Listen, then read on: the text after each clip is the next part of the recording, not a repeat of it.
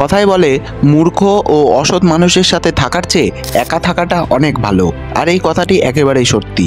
তুমি হয়তো জানলে অবাক হবে, এই পৃথিবীতে যতজন সাকসেসফুল মানুষ আছে তারা সবসময় একা থাকার চেষ্টা করতো, সেটা এলন মাস্ক হোক কিংবা বিল গেটস। কারণ তারা জানে তুমি একা থেকে যা কিছু অর্জন করতে পারবে, ভিড়ের মধ্যে থেকে সেই সব কিছু অর্জন করা কখনোই তোমার পক্ষে সম্ভব হবে না। তুমি যদি একটু লক্ষ্য করো তাহলে দেখতে পাবে বনের রাজা সিংহ সবসময় একাই থাকে। তার ঠিক একইভাবে ঈগল আকাশে সবসময় উঁচুতে একা একা উড়ে বেড়ায়। তাকে ধরার সাধ্য কারণ নেই, তাই তাকে ধরার কেউ চেষ্টাও করে না। আর তাদের এই মেন্টালিটি তাদেরকে সবসময় এক্সট্রা অর্ডিনারি বানায়। তাই তোমার মধ্যে যে অভ্যাসটা গড়ে উঠেছে সেটিকে তুমি এমনভাবে কাজে লাগাও যাতে সবাই দেখে বলে, আরে এটা কিভাবে সম্ভব। কিন্তু তুমি যদি ভাবো যে একা থাকার মানে হলো সবার থেকে নিজেকে আলাদা করে চার দেওয়ালের মধ্যে বন্ধ করে রাখা, তাহলে তোমার ধারণা পুরোপুরি ভুল। একা থাকার মানে হলো অযথা যেখানে সেখানে সময় নষ্ট না করে চুপচাপ নিজের লক্ষ্যের উপরে ফোকাস করা। আমি তোমাকে এটা বলবো না যে তুমি সারাদিন একা থাকো, তুমি সেই সব সময় একা থাকো যখন তোমার সমস্ত গুরুত্বপূর্ণ কাজ থাকবে। যেই কাজগুলোকে একা একা করাটা সব থেকে বেশি জরুরি, যেই কাজগুলোকে করার সময় অন্য কেউ আশেপাশে থাকলে অসুবিধা হবে, সেই কাজগুলোকে করার সময় যতটা সম্ভব নিজেকে একা করে ফেলো। আর এই একা থাকার ফলে তুমি তোমার কাজের উপরে 100% ফোকাস দিতে পারবে। আর আজকে আমি তোমাকে এমন 8টি পয়েন্ট বলবো যেগুলো তোমাকে বোঝাবে যে একা থাকার আসল বেনিফিট কি। Benefit number 1, self control. তুমি যদি প্রতিটি সফল মানুষকে জিজ্ঞেস করো একা থাকার আসল বেনিফিট কি, তাহলে প্রত্যেকের উত্তর হবে সেলফ কন্ট্রোল। কারণ তুমি যখন একা থাকবে তখন তুমি নিজেকে নিজে ভালোভাবে চিনতে পারবে, নিজের উপরে ভালোভাবে কন্ট্রোল আনতে পারবে। একটা গবেষণায় দেখা গিয়েছে একা থাকা ব্যক্তিরা সবসময় নিজেকে ভালোভাবে কন্ট্রোল করতে পারে।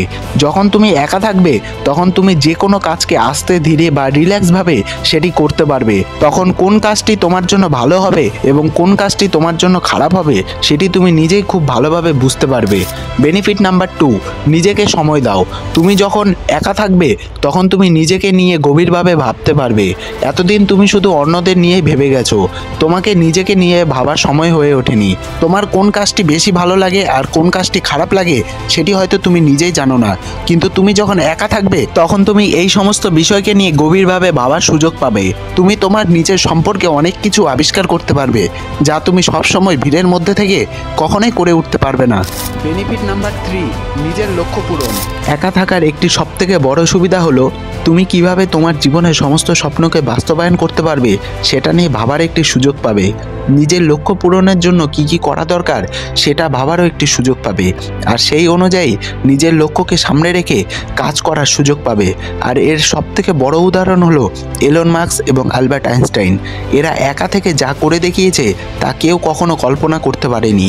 তাই একা থাকার সময় সেই সব কিছু ভাবতে থাকো যা তুমি কখনোই ভাবোনি। Benefit number 4, creative mindset. মনে রেখো মানুষ তখনই নতুন কিছু আবিষ্কার করতে পারে যখন সে একা থাকে। কিন্তু তুমি যদি সবসময় লোকজনের ভিড়ের মধ্যে থাকো তাহলে তুমি কখনোই নতুন কিছু ভাবতে পারবে না।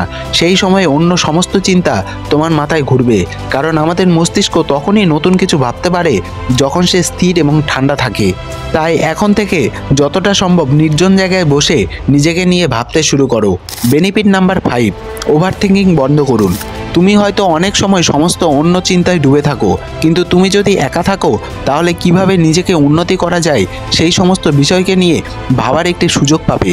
এর ফলে তোমার মানসিকতার পরিবর্তন আসবে এবং তোমার মস্তিষ্ক যে কোনো পরিস্থিতিকেই সামাল দিতে পারবে। ধীরে ধীরে তুমি নিজেকে সামাল দিতে পারবে। তোমার মস্তিষ্ক থেকে অতিরিক্ত চিন্তার বোঝা দূর হয়ে যাবে। ধীরে ধীরে তুমি তোমার মধ্যে সতেজতা অনুভব করতে পারবে। Benefit number 6, improve yourself. একা থাকার আরও একটি গুরুত্বপূর্ণ সুবিধা হচ্ছে তুমি নিজেকে ইমপ্রুভ করতে পারবে। তুমি তোমার নিজের মধ্যে এমন কিছু পরিবর্তন করতে পারবে যা তুমি আগে কখনোই করোনি। তুমি তোমার চলাফেরা থেকে শুরু করে তোমার চিন্তাভাবনা সব কিছুতেই তুমি ফার্স্ট ক্লাস হতে পারবে। মানুষ কখনোই নিজেকে একদিনে পরিবর্তন করতে পারে না। তুমি যদি মনে করে থাকো যে একদিন কঠোর পরিশ্রম করে তুমি তোমার জীবনে পরিবর্তন আনতে পারবে, তাহলে তোমার ধারণা পুরোপুরি ভুল। কারণ কোনো মানুষ কখনোই একদিনে নিজেকে পরিশ্রম করে সফল করে তুলতে পারে না। আর কোনো ব্যক্তি যদি এটি করতে চায় তাহলে সে তার নিজের ভেতর ভেতরে আত্মবিশ্বাসকে হারিয়ে ফেলবে এবং ডিমোটিভেট হতে শুরু করবে।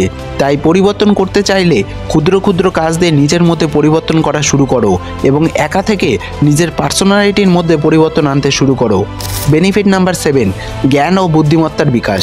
যদি তুমি নিজেকে চালাক ও বুদ্ধিমান বানাতে চাও তাহলে একা থাকাটা তোমার কাছে সবথেকে বড় একটি চ্যালেঞ্জ। কারণ তুমি যখন একা থাকবে তখন তুমি বাইরের জগৎ থেকে পুরোপুরি আলাদা হয়ে যাবে, যার ফলে তুমি নিজেকে নিয়ে সবসময় ব্যস্ত থাকবে। যে কোনো বিষয়কে নিয়েই তুমি গভীরভাবে ভাবতে পারবে এবং অন্যদের তুলনায় তোমার চিন্তাভাবনা 100 গুণ ভালো হবে। তাই নিজেকে স্মার্ট এবং বুদ্ধিমান বানাতে চাইলে অবশ্যই নিজেকে একা থাকাটা প্র্যাকটিস করতে হবে। Benefit number 8, attitude. যখন তুমি একা থাকতে পুরোপুরি অভ্যস্ত হয়ে যাবে তখন দেখবে সমস্ত ফালতু চিন্তাভাবনা কখনোই তোমার মাথায় আসবে না। কার সাথে কতটা কথা বলতে হবে, কোথায় কি বলতে হবে তা তুমি খুব সহজেই ধীরে ধীরে বুঝতে পারবে। তোমার চলাফেরা, কথা বলা সমস্ত কিছুর মধ্যে পরিবর্তন আসবে যা সবার নজর কাড়বে। বাকি সবাই তোমাকে অনুসরণ করার চেষ্টা করবে। তোমার মধ্যে স্মার্টনেস এবং ম্যাচুরিটি চলে আসবে, যার ফলে তুমি প্রতিটি কাজ খুব পারফেক্টলি করতে পারবে। তো বন্ধুরা, আশা করি একা থাকার এই 8টি বেনিফিট আমি তোমাদেরকে খুব সহজেই বোঝাতে পেরেছি। তাহলে দেখা হচ্ছে আবার পরের একটি ভিডিওতে। ততক্ষণ ভালো থেকো, সুস্থ থেকো। ধন্যবাদ।